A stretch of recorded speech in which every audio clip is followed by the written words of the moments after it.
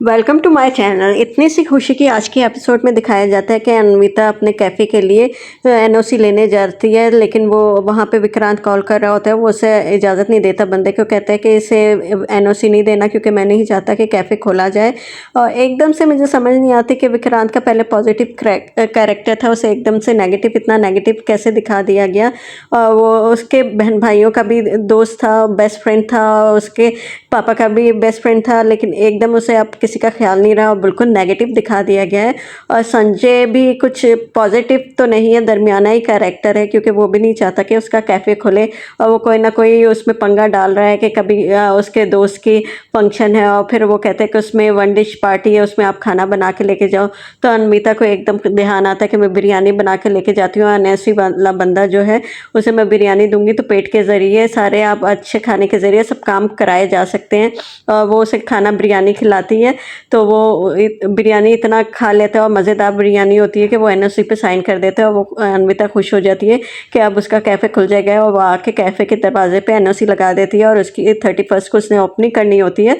सारी तैयारियां हो चुकी होती हैं और वो ओपनिंग की तैयारी कर रही होती है और दिया भी आ जाती है और ओपनिंग अब वो कह रही है कि अब ओपनिंग हो जाएगी।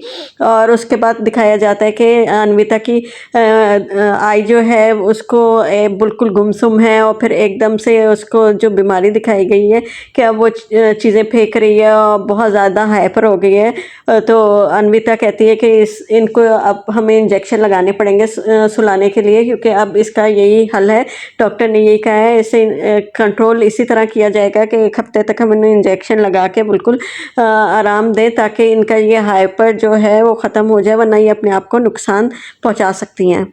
और दूसरी तरफ दिखाया जाता है कि अन्विता के साथ जो कि पहले नेगेटिव कैरेक्टर था, वो अन्विता का साथ दे रही हैं। वो कह रही हैं कि तुम्हें अपने बच्चों के लिए जो कुछ भी करना पड़ेगा, और कैफ़े के लिए वो उसकी मदद हर तरह से मदद करती हैं। और वो फिर एक पुतला ले आती हैं और वो अन्विता कहती है आप पुतला क्यों लेके आई हैं, तो वो ये बताती हैं कि नए साल में हम इस पुतले के ज़रिए नेगेटिव एनर्जी को निकाल देते हैं और नए साल की शुरुआत नए तरीके से करते हैं।